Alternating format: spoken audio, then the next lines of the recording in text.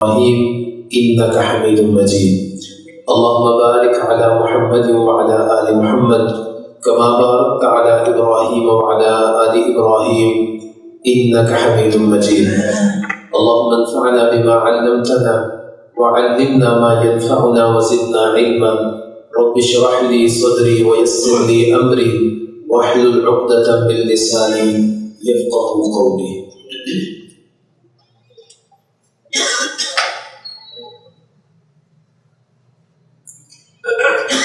دین اسلام میں کچھ کام ایسے ہوا کرتے ہیں جو دین اسلام کی اساس اور بنیاد اور جڑ کہلایا کرتے ہیں. اگر تو وہ اچھے کام ہے اور ان کو کرنے کا حکم دیا گیا ہے تو ان کا کرنا انسان کے دین کو، اس کے ایمان کو مزید مضبوط کر دیا کرتا ہے. اگر ان سے رکنے اور بچنے کا حکم دیا گیا ہے تو ان سے بچنا ہی انسان کے ایمان کو مکمل کرتا ہے. ایسے ہی کاموں میں ایک کام ہے شرم و حیا. یہ ایک ایسا امر ہے کہ اگر شرم و حیا کسی شخص کے اندر موجود ہے تو اس کو ایمان والا کہا گیا ہے، اور اگر کسی شخص کے اندر شرم و حیا موجود نہیں ہے تو پھر کہا گیا کہ تم جو چاہو کرو، ایمان سے، اسلام سے تمہارا کوئی تعلق نہیں، ایمان کی کوئی پابندی تم پر عائد نہیں ہوتی. تین طرح کے لوگ ہیں جو شرم و حیا کرتے ہیں، یا پھر تین قسم کی حیا کے تین الگ الگ اقسام ہیں. ایک تو قسم ہوتی ہے کہ کوئی شخص اپنی ذات سے حیا کر رہا ہے، وہ جب بھی کوئی گناہ کرنے لگتا ہے اس کا ضمیر اس کو ملامت کرتا ہے، وہ اپنی ضمیر کی بات کو مان لیتا ہے، اس گناہ سے باز آ جاتا ہے. یہ بھی اللہ کا ایک بڑا انعام ہے کہ اللہ نے اس کے ضمیر کے اندر، اس کے جسم کے اندر اتنی حس باقی رکھی ہے کہ وہ اس کو گناہوں سے روکتی ہے، اور اللہ نے اس کے اندر بھی اتنا جذبہ رکھا کہ وہ اپنے ضمیر کی بات کو مان کر گناہ سے رک جاتا ہے. دوسری قسم وہ ہے کہ جب کوئی شخص گناہ کرنے لگتا ہے تو وہ لوگوں سے حیا کرتا ہے، لوگوں سے شرم کرتا ہے کہ اگر لوگوں نے مجھے دیکھ لیا یا لوگوں کو پتہ لگ گیا میں یہ کام کرتا ہوں تو پھر لوگ کیا کہیں گے، میری تو عزت، میرا وقار لوگوں میں جاتا رہے گا، میرے کردار پر لوگ انگلیاں اٹھائیں گے. اگر کوئی شخص اس وجہ سے بھی گناہوں سے بچ جاتا ہے تو کہا جا سکتا ہے کہ یہ بھی اللہ کا بڑا انعام ہے، چلو کوئی چیز تو ذریعہ بنی ہے گناہوں سے بچنے کا. اور حیا کی سب سے اعلیٰ صورت، سب سے بہترین صورت وہ ہے اللہ سے شرم و حیا کرنا. جب بھی انسان کے ذہن میں کسی بھی گناہ کے متعلق کوئی بھی خیال پیدا ہو تو فوراً اس کے ذہن میں یہ خیال پیدا ہو کہ میرا رب مجھے دیکھ رہا ہے، اگر میں نے یہ کام کیا تو میں نے اللہ کے سامنے کھڑے ہونا ہے، کیا میں اللہ کے سامنے یہ کام کروں گا، اتنا گھنونا اور برا کام. وہ اللہ سے شرم کرتا ہے، اللہ سے حیا کرتا ہے. یہ سب سے اعلیٰ اور سب سے بہترین شرم کی قسم ہے. محمد رسول اللہ صلی اللہ علیہ وسلم نے بیان کیا، استحیوا من اللہ عز وجل حق الحیا. لوگوں تم اللہ سے حیا کرو، اللہ سے شرم کیا کرو، حق الحیا، جیسے شرم کرنے کا حق ہے، جیسے شرم و حیا کرنے کا حق ہے ویسے تم اللہ سے شرم و حیا کرو. صحابہ کرام نے کہا تھا کہ نبی ہم تو اللہ سے شرم و حیا کرتے، اللہ کا خیال رکھتے ہیں، مطلب کہ جب بھی کوئی گناہ کا ذہن میں کوئی خیال آتا ہے تو رک جاتے ہیں. نبی کریم صلی اللہ علیہ وسلم نے کہا کہ اللہ سے شرم و حیا وہ یہ نہیں ہے، بلکہ میں تمہیں بتاتا ہوں کہ اللہ سے شرم و حیا کیا. چند ایک کام اللہ کے نبی نے بتایا، اسی ایک حدیث پر آج ہم گفتگو کریں گے، اور وہ کیا ہے؟ نبی کریم صلی اللہ علیہ وسلم نے جب صحابہ کرام نے کہا کہ ہم تو اللہ سے شرم کرتے، اللہ کے نبی نے کہا نہیں سزا دے گا، یہ نہیں جیسے تم کہہ رہے ہو ایسے نہیں، وَلَكِنْ مَنِ اسْتَحْيَا مِنَ اللَّهِ حَقَّ الْحَيَاءِ فَلْيَحْفِظِ الرَّأْسَ وَمَا حَوَىٰ. لیکن اللہ سے شرم و حیا کرنے کا مطلب یہ ہے کہ سر اور اس کے دائیں بائیں کی حفاظت کی جائے. سر اور اس کے دائیں بائیں سے حفاظت، اپنے افکار، اپنے کردار، اپنے عقائد، ان کی حفاظت کی جائے. اور پھر اللہ کے نبی نے کہا وَلْيَحْفِظِ الْبَطْنَ وَمَا وَعَىٰ، پیٹ اور اس سے متعلقہ جتنی چیزیں ہیں ان کا خیال کیا جائے. یعنی اس میں کوئی حرام کی لقمہ نہیں جانا چاہیے، اور جو اس کے ذرائع ہیں ان سے بچنا چاہیے. اور یہ دوسری صورت ہے اللہ تعالیٰ سے حیا اور شرم کرنے کی. تیسرا کہا وَلْيَذْكُرِ الْمَوْتَ وَالْبَلَىٰ، موت کو یاد رکھنا. موت کے بعد تمہارے جسم کا بوسیدہ ہو جانا، اس کا گل سڑ جانا، یہ تمہارے ذہن میں جو ہے وہ اول ترجیح ہونی چاہیے، ہمیشہ تمہیں یاد ہونا چاہیے. جیسے ایک دوسری حدیث میں نبی کریم صلی اللہ علیہ وسلم نے فرمایا کہ تم اس کو جو تمہاری لذتوں کو توڑ دینے والی ہے اس کو کثرت سے یاد کیا کرو، بار بار قبرستان جایا کرو تاکہ تمہیں موت یاد آئے. تو یہاں پر اللہ کے نبی کہتے ہیں کہ اللہ سے شرم و حیا وہ یہ ہے کہ تم سر اور اس کے دائیں بائیں کی حفاظت کرو، پیٹ اور اس سے متعلقہ جتنی چیزیں اس کی حفاظت کرو، اور موت کو ہمیشہ یاد رکھو. چوتھے نمبر پر نبی کریم صلی اللہ علیہ وسلم ومن اراد الاخرۃ ترک زینۃ الدنیا، اور جو آخرت کا ارادہ کر لے وہ دنیا کی زینت کو چھوڑ دیتا ہے. پھر دنیا کی خوبصورتی اس کے لیے کچھ نہیں ہے، پھر وہ آخرت کا ہی ارادہ رکھتا ہے. فمن فعل ذلك، جس شخص نے یہ کام کر لیے، پھر اللہ کے نبی کہتے ہیں فقد استحیا من اللہ عز وجل حق الحیا، تو اس نے اللہ سے حیا کی جیسے حیا کرنے کا حق ہے. سب سے پہلی چیز جو اللہ کے نبی نے بیان کی کہ اللہ سے شرم و حیا کرنا وہ یہ ہے کہ تم اپنے سر اور وما حوا اور جو اس کے دائیں بائیں ارد گرد ہے اس کی حفاظت کرو. انسان کے سر میں اللہ نے دماغ رکھا سوچنے کے لیے، عقل و شعور یہاں پر موجود ہے. پھر اس عقل تک بات پہنچانے کے لیے انسان کچھ سنتا ہے، کچھ دیکھتا ہے، کچھ بولتا ہے، یہ سب کچھ اللہ نے سارے کا سارا یہ سسٹم اللہ نے سر میں رکھ دیا. یعنی سر اور اس کے ارد گرد سے مراد یہ ہے کہ اگر تم اللہ سے حیا اور شرم کرنا چاہتے ہو اور واقعی کرنا چاہتے ہو تو پھر اپنی آنکھوں کی حفاظت کرو، اپنے زبان کی حفاظت کرو، اپنے کانوں کی حفاظت کرو، اپنے افکار کی حفاظت کرو، اپنے کردار کی حفاظت کرو، اپنے عقائد کی حفاظت کرو. یہ سب کچھ جب موجود ہوگا تو مانا جائے گا کہ تم اللہ سے شرم و حیا کر رہے ہو. چند ایک باتیں جو ہمارے سر اور اس کے دائیں بائیں اس سے متعلقہ ہے اس پر آج ہم بات کریں گے. ان میں سب سے پہلی چیز ہے عقیدہ توحید.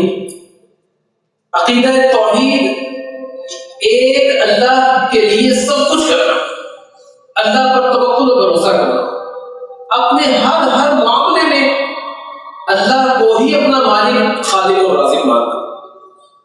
زبان سے تو ہم یہ بات کرتے ہیں، لیکن بہت بار ایسا ہوتا ہے کہ ہماری زبان اللہ کو ایک ماننے کا اقرار کرتی ہے، لیکن ہمارے افکار سے اس چیز کی قطعاً کوئی بھی ثبوت ہمیں نہیں ملتا. یا بہت بار ایسا ہوتا ہے کہ ہم دل سے یہ تسلیم کرتے ہیں کہ اللہ ہمارا خالق اور مالک ہے، لیکن زبان سے ایسے جملے ادا کر جاتے ہیں جو جملے اللہ کے نزدیک ہمارے لیے ایک بڑے گناہ کا سبب بن جاتے ہیں. اور یہ ایک چیز، ایک کلمہ وہ اللہ کے نزدیک بڑی وقت رکھتا ہے، وہ اچھا ہے یا برا ہے. نبی مکرم صلی اللہ علیہ وسلم بیان کرتے ہیں کہ کبھی کبھی ایسا ہوتا ہے کہ انسان جہنم کے دروازوں پر موجود ہوتا ہے، اس کے گڑے میں گرنے والا ہوتا ہے، لیکن وہ آخری کلمہ ایسا بہترین کہہ جاتا ہے، اللہ کو وہ ایک کلمہ اتنا اچھا لگتا ہے، اللہ اس کو جہنم کے گڑوں سے نکال کر جنت میں داخل کرتا ہے. اور بہت بار ایسا ہوتا ہے کہ انسان جنت کے دروازوں میں بیٹھا ہوتا ہے، اتنی نیکیاں کرتا ہے، اللہ کو راضی کر دیتا ہے، لیکن ایک جملہ، ایک کلمہ ایسا کہہ دیتا ہے، اللہ کو اتنا برا لگتا ہے، اللہ اس کو جنت کے دروازوں سے اٹھا کر جنت کے گڑوں میں گرا دیتا ہے. اور ایسے بہت سارے کلمات ہم ادا کرتے ہیں کہ جذبات میں آ کر کر جاتے ہیں، یا پھر لوگوں کی سنی سنائی باتیں، جیسے دعاؤں کے حوالے سے ہم کہتے ہیں کہ بھئی اللہ تو ہماری بات کو سنتا ہی نہیں ہے، کوئی دعا ہماری قبول ہو جائے، کوئی چیز ہمیں ہماری من چاہی مل جائے، ہم کہتے ہیں اب تو اللہ نے قریب ہو کر سنی ہے. یہ سارے کے سارے جملے ایسے ہیں جو رب کو ناراض کر دینے والے، بلکہ وہ رب ہمیشہ سننے والا ہے، ہر لحاظ سے سننے والا ہے. اگر تمہاری کوئی دعا قبول نہیں ہوتی، تمہیں کوئی چیز نہیں ملتی، تمہارا ابھی اس چیز کا ملنا تمہارے لیے خیر پر مبنی نہیں ہے، اللہ نے اس کو روک کے رکھا ہے، وہ تمہارا خیر خواہ ہے. تو ایسا کوئی بھی کلمہ جو اللہ کو ناراض کر دے، اس کلمے کو ادا نہیں کرنا چاہیے اور اپنی زبان کی ہمیں حفاظت کرنی چاہیے. عقیدہ توحید اس کی پاسداری کرنا ہے، یہ لازم اور ضروری ہے. اور اگر کوئی شخص اس کے پاس کچھ بھی نہ ہو، عقیدہ توحید موجود ہو، تو یہ ایک عقیدہ ہی اس کی کامیابی کی دلیل کافی ہے. نبی کریم صلی اللہ علیہ وسلم نے معاذ رضی اللہ عنہ سے کہا تھا، اے معاذ، تم جانتے ہو کہ لوگوں پر اللہ کا حق کیا ہے؟ اللہ کے نبی اللہ اور اس کے رسول زیادہ بہتر جانتے. کہا لوگوں پر اللہ کا حق یہ ہے کہ لوگ اللہ کے ساتھ کسی کو شریک نہ کریں. جو اللہ کے اختیارات ہیں وہ اللہ ہی کے اختیارات ہیں، مکمل توکل بھروسہ اللہ پر. ایک تو ظاہر میں ہوتا ہے نا، کسی کو اللہ کے ساتھ شریک کر دیا، کسی کے بارے میں کہہ دیا یہ اولاد دینے والا ہے یا پھر یہ ہمیں رزق دینے والا ہے. ایک ہوتا ہے چند چیزیں ایسی ہوتی ہیں کہ اللہ کو چھوڑ کر ہم ان پر توکل کر بیٹھتے ہیں. جیسے کوئی شخص کوئی دھاگا اپنے گلے میں ڈال دیتا ہے اور کہتا ہے کہ جی جب سے یہ ڈالا ہے نا میں بالکل ٹھیک ہوں، اس کی وجہ سے میں ٹھیک ہوں، اگر میں نے یہ نکال دیا تو بس میں گیا. اللہ پر توکل نہیں، اس پر بھروسہ نہیں. اور اسی چیز پر نبی کریم صلی اللہ علیہ وسلم نے کہا من علق تمیمہ فقد اشرک، جس نے تمیمہ لٹکایا، اس پر توکل بھروسہ کر لیا، اس نے اللہ کے ساتھ شرک. تو پھر اللہ کے نبی نے پوچھا ہے معاذ، یہ تو تم نے جان لیا کہ لوگوں پر کیا حق ہے اللہ کا، یہ بتائے کہ اللہ پر لوگوں کا بھی حق ہے. کہا اللہ کے نبی وہ کیا ہے؟ کہا جو اللہ کے ساتھ شرک نہ کرے، اللہ ان کو جنت میں داخل کر دے، اللہ کے ذمہ ہے یہ لوگوں کا حق ہے جو اللہ ادا کرے گا. تو سب سے پہلی چیز جو اللہ کے نبی نے کہا کہ اللہ سے حیا اور شرم و حیا یہ ہے کہ سر اس کے دائیں بائیں کی حفاظت کی جائے. تو سر سے متعلقہ سب سے پہلی چیز عقیدہ توحید ہے جو ہمارے ذہن میں ہونا چاہیے. اللہ کا ڈر، اللہ پر توکل بھروسہ، اللہ ہی سب کچھ دینے والا ہے. اگر کوئی مصیبت پہنچتی ہے تو وہ بھی اللہ ہی کے حکم سے پہنچی، یہ ٹل جائے گی اللہ ہی کے حکم سے ٹلے گی. اللہ سے ہی دعا کرنی ہے، کسی اور کے پاس نہیں جانا. یہی افکار ہونے چاہیے، یہی کردار ہر مسلمان کا ہونا چاہیے. دوسرے نمبر پر جو ہمارے سر سے متعلقہ ہے وہ ہے عمل کے اندر اخلاص. بہت بار ایسا ہوتا ہے کہ عمل کے اندر اگر اخلاص موجود نہیں ہے تو پھر ہمارا عمل اللہ کے ہاں قابل قبول نہیں ہوگا، اور اس کو بھی شرک اصغر کہا گیا. اور اس کا تعلق بھی انسان کے ذہن کے ساتھ ہوتا ہے. اور وہ شخص جو خالصتاً اللہ کے لیے عمل کر رہا ہے، جو نماز پڑھتا ہے، قرآن پڑھتا ہے، دعا کرتا ہے، اذکار کرتا ہے، اس کے ذہن میں یہ کہ صرف اور صرف اللہ کے لیے، کسی کو دکھانے کے لیے نہیں، تو یہ بھی اللہ سے شرم و حیا کر رہا ہے کہ اللہ کی شرم اور اس کا حیا اس کے اندر موجود ہے. تبھی تو اس کے ذہن میں یہ بات موجود ہے کہ اللہ کے علاوہ میں نے کسی کے لیے کام نہیں کرنا. اور نبی کریم صلی اللہ علیہ وسلم نے اس کو شرک اصغر کہا کہ جو شخص دوسروں کے لیے عمل کرنا شروع کر دے، عمل کے اندر اخلاص موجود نہ ہو، ریاکاری آ جائے، وہ دوسروں کو دکھلانے کے لیے نماز پڑھتا ہے، وہ قرآن پڑھتا ہے تو دوسروں کو بتلاتا ہے کہ میں نے اتنی بار اس مہینے میں قرآن مکمل کر لیا، میں نے تو آج ساری تسبیحات کرنی ہے. بتانے کے بھی دو انداز ہوتے ہیں. ایک انداز ہوتا ہے ترغیب دینا کہ بھائی میری تسبیحات ساری مکمل ہونی ہے، آپ نے کر لی ہے آپ بھی مکمل کریں. ایک ہوتا ہے فخر کے ساتھ اپنے آپ بے اتراتے ہوئے، میں نے تو آج ساری تسبیحات کر دی جی. اور اگلے بندے کو قطعاً یہ ذہن میں نہیں ہوتا کہ میں اس کو بھی اس چیز کی ترغیب دے دوں، صرف یہ ہوتا ہے کہ یہ میرے بارے میں اچھا گمان کرنا شروع کر دے. تو عمل کے اندر اخلاص، اس کا تعلق بھی انسان کے ذہن کے ساتھ ہے.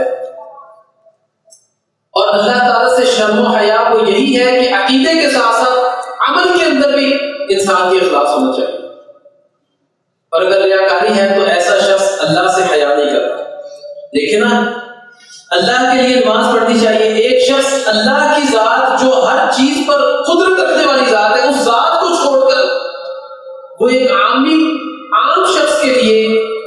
نماز کو خوبصورت بنا رہا ہے تو اللہ سے حیا آنی چاہیے کہ نہیں آنی چاہیے کہ میں یہ کیا کام کر رہا ہوں؟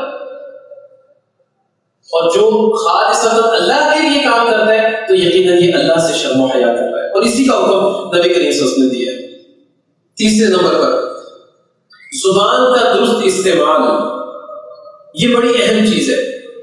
نبی مکرم صلی اللہ علیہ وسلم نے کہا کہ اس زبان کی وجہ سے بہت سارے لوگوں کو اونھے منہ جہنم کے اندر گرا دیا جائے گا۔ اور ایک حدیث میں نبی کریم صلی اللہ علیہ وسلم نے یہ کہا کہ روزانہ صبح زبان کے سامنے سارے کے سارے جسم کے اعضاء کو منت سماجت کرتے ہیں اور کھڑے ہو جاتے ہیں کہ بھئی اگر تو سیدھی رہے گی تو ہم سب کا کے اندر خیر موجود رہے گی، اگر تیرے اندر بگاڑ آ گیا تو ہم سب کی بھی خیر نہیں ہے۔ اور یہ اس کی کیفیت کیا ہے یہ اللہ بہتر جانتا ہے، لیکن نبی کریم صلی اللہ علیہ وسلم نے کہہ دیا کہ زبان کے سامنے جسم کے سارے اعضاء سے وہ منت کرتے ہیں کہ اگر تو سیدھی رہے گی تو ہمارے اندر خیر نہیں۔ اور نبی کریم صلی اللہ علیہ وسلم نے کہا من صمت نجا، جو خاموش رہ گیا، فضول گفتگو نہیں کی، اپنی زبان کو درست استعمال کیا، نجا، وہ نجات پا گیا۔ ایک ہی عمل کی بات کی، من صمت نجا، جو خاموش رہ گیا وہ نجات پا گیا۔ اور ابو بکر رضی اللہ عنہ بھی اپنی زبان کو پکڑ کر اس کو ہلایا کرتے تھے اور کہتے تھے تو سیدھی رہنا، اگر تیرے اندر کوئی خرابی آ گئی تو ابو بکر کا کچھ بھی باقی نہیں بچے گا۔ تو اس کا بھی تعلق اسی حدیث کے آغاز سے، جس میں اللہ کے نبی نے کہا کہ جو اللہ سے شرم و حیا کرنا چاہتا ہے وہ اپنے سر اور اس کے دائیں بائیں کا خیال رکھے، تو سر کے اندر زبان بھی موجود ہے۔ اس کا خیال رکھنا ہم میں سے ہر شخص کی ذمہ داری ہے اگر ہم اللہ سے شرم و حیا کرنا چاہتے ہیں، اور یہی کامیابی کی دلیل ہے۔ نبی مکرم صلی اللہ علیہ وسلم نے فرمایا من یضمن لی ما بین لحیہ وما بین رجلیہ، جو شخص مجھے دو چیزوں کی ضمانت دے دے کہ وہ دو چیزوں کا درست استعمال کرے گا، میں اس کو جنت کی ضمانت دیتا ہوں۔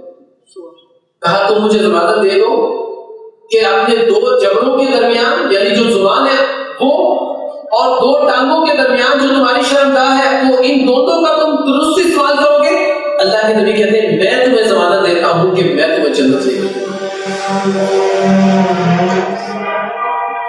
بہت بڑی ضمانت ہے اس شخص کے لیے جو ان دو چیزوں کا درست استعمال کرتا ہے، اپنی زبان کا اور اپنی شرمگاہ کا درست استعمال کر لے۔ اللہ کے نبی کہتے ہیں کہ میں ضمانت دیتا ہوں، محمد رسول اللہ صلی اللہ علیہ وسلم کی ضمانت لوگوں میں سب سے بڑھ کر ہے، کہا میں ضمانت دیتا ہوں کہ میں اس شخص کو جنت دے دوں۔ اور اللہ کے نبی کوئی بھی ضمانت اپنی طرف سے نہیں دیتے، بلکہ وما ینطق عن الہویٰ، اللہ جو وحی کرتے ہیں اللہ کے نبی وہی بولتے ہیں۔ تو یہ بھی اللہ کی طرف سے حکم ہوا نا کہ اے نبی آپ ان سے دو چیزوں کی ضمانت لیں، جو ان دو چیزوں کی ضمانت دے دیں آپ اپنی طرف سے ضمانت دے دیں جنت کی، اس کو جنت میں داخل کر دیا جائے گا۔ اور اسی طرح نبی مکرم صلی اللہ علیہ وسلم نے فرمایا المسلم من سلم المسلمون من لسانہ، مسلمان وہ ہے جس کی زبان اور اس کے ہاتھ سے دوسرے مسلمان محفوظ رہے۔ یعنی اسلام کو بھی اس حدیث کے مطابق زبان سے جوڑ دیا گیا۔ مسلمان وہ ہے، سچا مسلمان وہ ہے جس کی زبان سے اور جس کے ہاتھ سے دوسرے مسلمان محفوظ رہتے ہیں، اور جس کی زبان سے دوسرے مسلمان محفوظ رہے، جس کے ہاتھ سے دوسرے مسلمان محفوظ نہ رہے۔ بہت سارے لوگ ایسے ہیں جو اپنی زبان سے لوگوں کو تکلیف دیتے ہیں، پھر اس پر فخر محسوس کرتے ہیں اور کہتے ہیں بھئی میں کیا کروں، میں تو زبان کا بڑا بورا ہوں، میں تو سیدھی بات کر دیتا ہوں اگرچہ کسی کو بری لگے۔ یقیناً سیدھی بات اور سچی بات کبھی بھی بری نہیں ہوا کرتی، ہاں اس کے کرنے کا انداز اچھا اور برا ہوا کرتا ہے۔ آپ ہمیشہ سچ بات کریں لیکن اس کے انداز کو ایسا شاندار بنا لیں کہ آپ کی بات کسی کو بری نہ لگے۔ نبی مکرم صلی اللہ علیہ وسلم ہمیشہ سچی بات کرنے والے، لیکن اللہ کے نبی کی بات کبھی کسی کو بری نہیں لگی۔ جنہوں نے نہیں بھی ماننا ہوتا ہے ایسی مثالیں موجود ہیں، وہ چھپ چھپ کر اللہ کے نبی کی باتوں کو سنا کرتے ہیں۔ پھر ہم کیسے کہتے ہیں جی سچی بات کڑوی ہوتی ہے؟ نہیں، آپ کا انداز کڑوا ہے، سچی بات کبھی کڑوی نہیں ہوتی۔ سچی بات تو بڑی خوبصورت ہوا کرتی ہے، اس سے میٹھی تو کوئی بات ہوتی ہی نہیں، ہمارا انداز اس کو کڑوا بنا دیتا ہے۔ اور کبھی آپ غور کر لیں، ایسے لوگ جو کہتے ہیں میں تو بڑا کوڑا ہوں جی، میں تو منہ پہ کر دیتا ہوں، جب وہ بات کر رہے ہیں تو وہ اگلے بندے کو حقیر جانتے ہیں، اس کو کم تر جانتے ہیں، اپنے آپ کو بڑی چیز جانتے ہیں، اور یہی چیز ان کی بات کو کڑوا کر دیتی ہے۔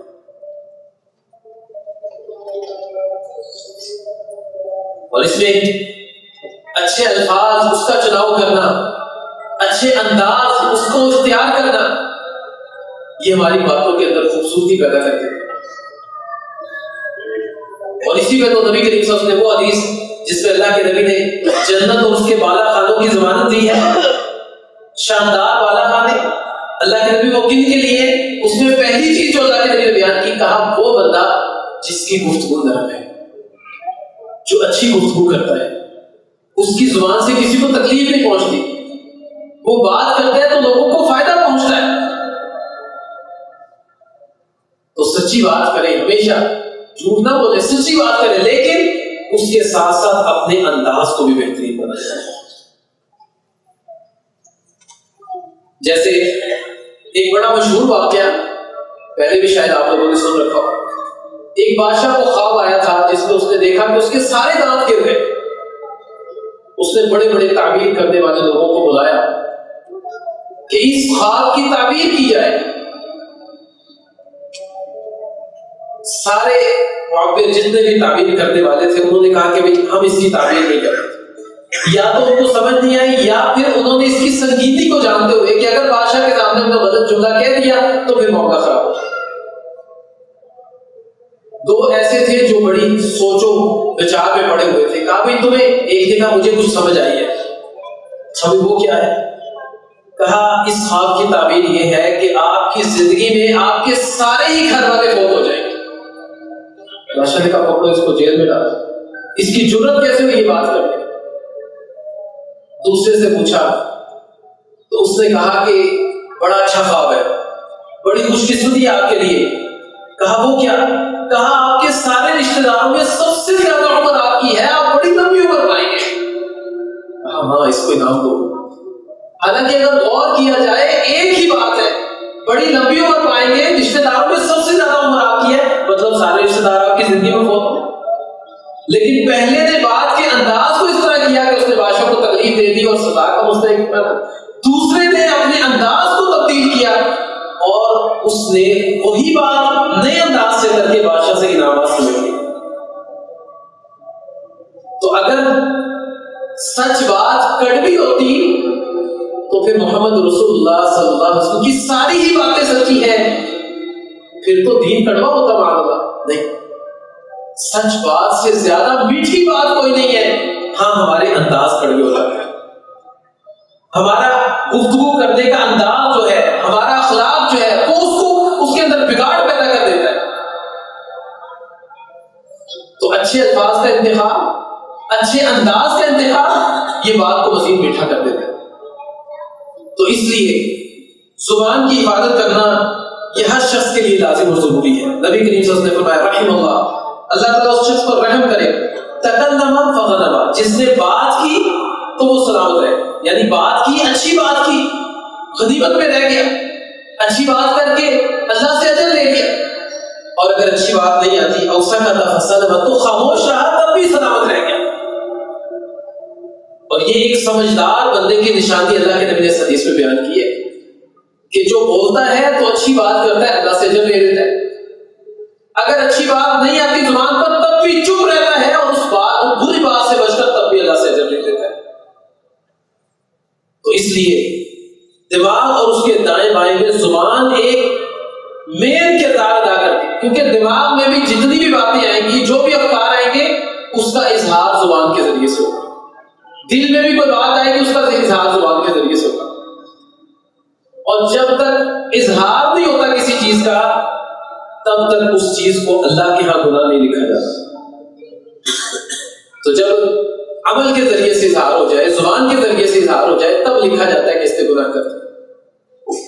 وگرنہ اگر خیالات میں کوئی چیز گھوم رہی ہے، انسان وہیں پر اس کو ختم کر دیتا ہے، روک دیتا ہے، تو اس کو گناہ شمار نہیں کیا جاتا۔ ہاں اگر وہ مستقل اپنے خیالات میں ایک چیز رکھتا ہے، آہستہ آہستہ اس کے اعضاء سے وہ ظاہر ہونا شروع ہو جاتی ہے، اس کے کردار سے ظاہر ہونا شروع ہو جاتی ہے، اب اللہ کے ہاں وہ گناہ لکھ دیا جاتا ہے۔ تو اس لیے زبان کی حفاظت کرنا لازم و ضروری ہے۔ اس کے ساتھ ساتھ زبان سے متعلق ایک چیز، جھوٹ بولنا، یہ بہت بہت بڑی لعنت ہے کہ جو شخص جھوٹ بولتا ہے، چھوٹی چھوٹی بات پر جھوٹ بولنا۔ اور اب تو جھوٹ بولا جاتا ہے، پہلے بولا جاتا تھا بہت سارے مسائل سے بچنے کے لیے، مشکلات سے بچنے کے لیے، میں اس مشکل میں نہ پڑ جاؤں، اب تو ویسے ہی جھوٹ بول دیا جاتا ہے، اب تو مذاق میں جھوٹ بولا جاتا ہے، وہ میں تو مذاق کر رہا تھا، لیکن اللہ کے نبی نے مذاق میں جھوٹ کے لیے الگ سے زیادہ وعید بیان کی، وَيْلٌ لِّلَّذِي يُحَدِّثُ فَيَكْذِبُ لِيُضْحِكَ بِهِ الْقَوْمَ، ہلاکت ہے اس بندے کے لیے جو جھوٹی بات کرتا ہے تاکہ لوگوں کو ہنسا دے۔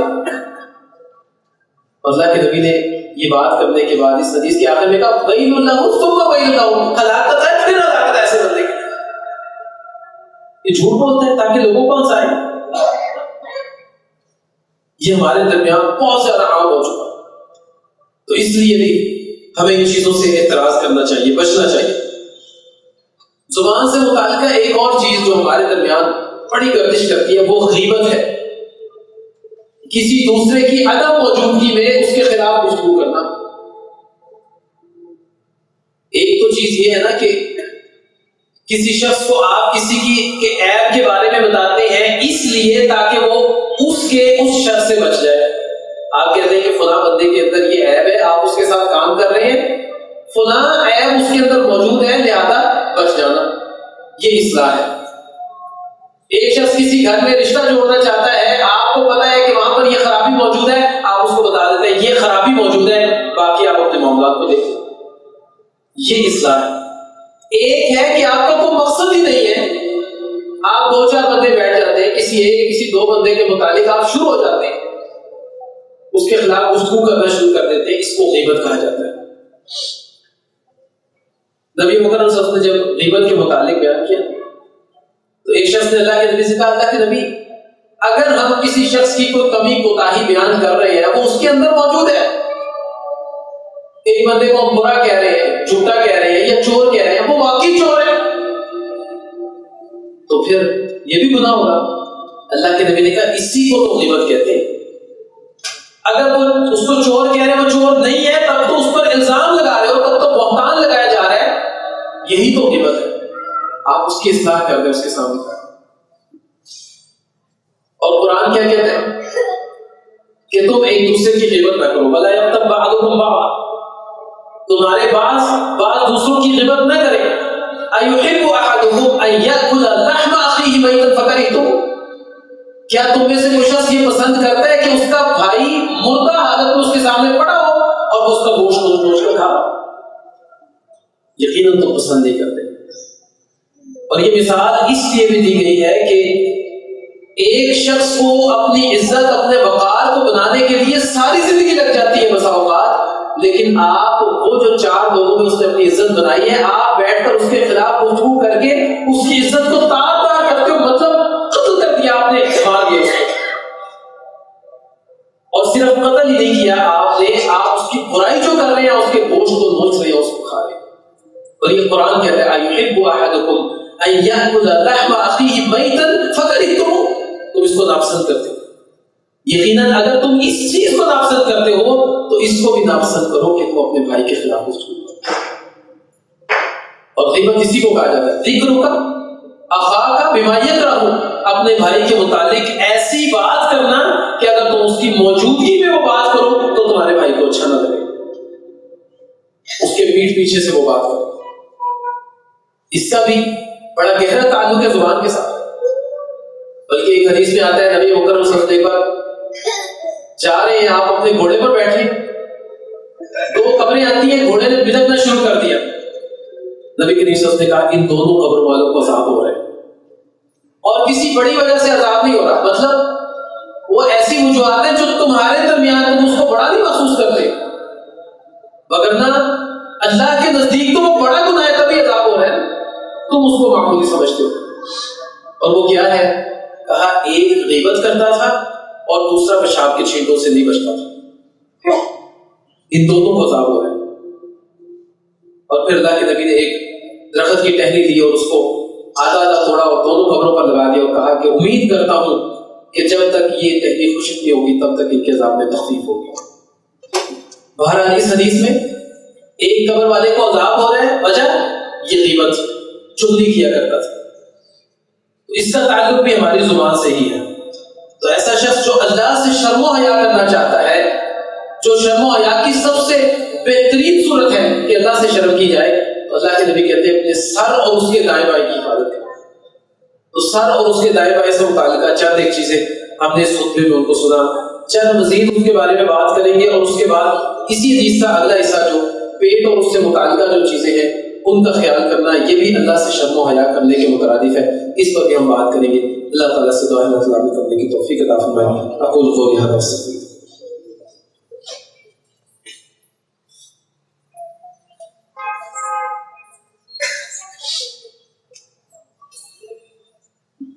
إن الحمد لله نحمده ونستعينه ونستغفره ونؤمن به ونتوكل عليه ونعوذ بالله من شرور أنفسنا ومن سيئات أعمالنا من يهده الله فلا مضل له ومن يضلل فلا هادي له أشهد أن لا إله إلا الله وحده لا شريك له وأشهد أن محمدا عبده ورسوله۔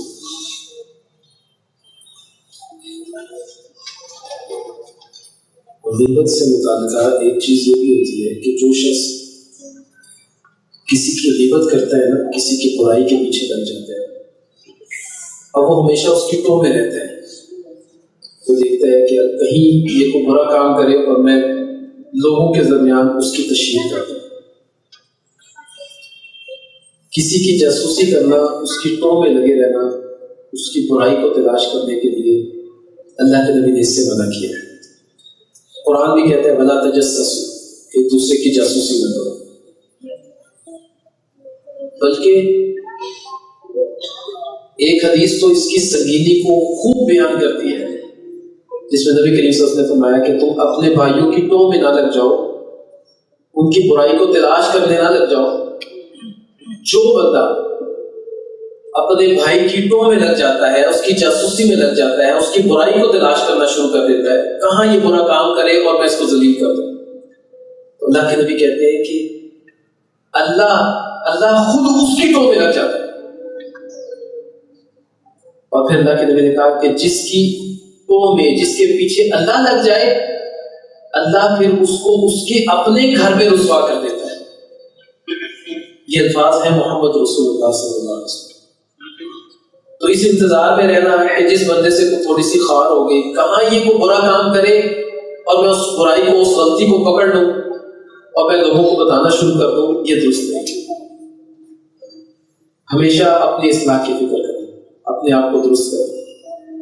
تو آج جو حدیث ہم نے سنی اس میں نبی کریم صلی اللہ علیہ وسلم فرماتے ہیں کہ استحیوا من اللہ عز وجل حق الحیا، اللہ سے شرم و حیا کرنے کا جو حق ہے نا اس کو ادا کرو، اللہ سے شرم و حیا کرو۔ صحابہ کرام نے کہا کہ اللہ کے نبی ہم تو کرتے ہیں، کہا ایسے نہیں۔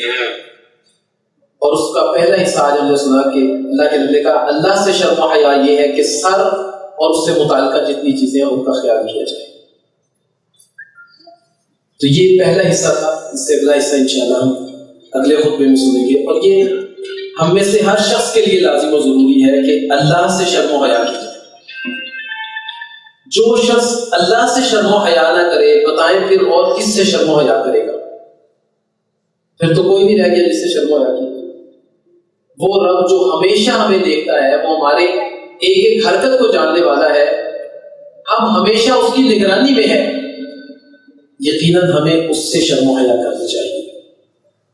جیسے ہم اپنے کسی بڑے سے کرتے ہیں، اگر کوئی ہمیں دیکھ رہا ہے ہم گناہ نہیں کرتے، ہم رک جاتے ہیں۔ گھر میں کوئی مہمان آ جاتا ہے تو اس کی شرم کرتے ہوئے ہم موبائل کو چھوڑ دیتے ہیں۔ اسی طرح اللہ سے شرم و حیا، وہ جو اوقات اللہ کی عبادات کے ہیں اس میں عبادات کی جائے، وہ جو اوقات تسبیحات کے ہیں اس میں تسبیحات کی جائے، وہ جو اوقات اللہ نے دیے ہیں اس کی ایک ایک گھڑی کو غنیمت جانا جائے اور ان کو اللہ کی اطاعت و فرمانبرداری میں صرف کیا جائے۔ یہ اللہ سے شرم و حیا ہے۔ اللہ تعالی ہم سب کو نیکی کرنے والا، اس پر استقامت اختیار کرنے والا اور اللہ تعالیٰ ہم سب کے ساتھ خیر والا معاملہ ہمیشہ کرے. اللہ تعالیٰ ہمارے بیماروں کو صحت کاملہ عطا فرمائے. اللہ تعالیٰ ہمارے گھروں کو, ہمارے زندگیوں کو اللہ تعالیٰ برکتوں سے بھر دے. ایک ساتھی ان کی والدہ فوت ہو گئی, اللہ تعالیٰ ان کے مغفرت فرمائے. ایک ساتھی کے والد فوت ہوئے, ایک ہمارے نمازی ساتھی ان کے والد کل فوت ہو گئے. اللہ تعالیٰ سب کی قبروں کو منور کرے. اللہ تعالیٰ ان کو جنت کا باغیچہ بنا دے. اللہ تعالیٰ سب کی منازل کو آسان کرے. جتنے بھی مومن مسلمان فوت ہو چکے, اللہ تعالیٰ سب کی مغفرت کرے, سب کی منازل کو آسان کرے. اور اللہ تعالیٰ ہمیں زندہ رکھے تو خیر پر زندہ رکھے, اور ہمارا خاتمہ اللہ تعالیٰ وہ بہترین کرے, کلمہ لا الہ الا اللہ پر کرے, اور ہماری ہم میں سے ہر شخص کی منازل کو اللہ تعالیٰ آسان کر دے. ہم سب سے اللہ تعالیٰ راضی ہو جائے, اور اللہ تعالیٰ ہم سب کو ہر طرح کے شر سے محفوظ کر لے. دو اعلان ہے. ایک تو آج مغرب کی نماز کے بعد یہاں اسی مسجد میں ابو یحییٰ نور پوری صاحب ان کا درس قرآن ہوگا, ساتھی اس میں بھی شرکت کریں. دوسرا ہے 17 جنوری کل ہفتے کے دن مغرب کی نماز کے بعد گلزار مدینہ جو قبرستان روڈ پر موجود ہے, وہاں پر یوسف ربانی صاحب ان کا درس قرآن ہوگا, تو وہاں پر بھی ساتھی شرکت کریں. جزاک اللہ خیر. سبحان ربک رب العزت عما یصفون.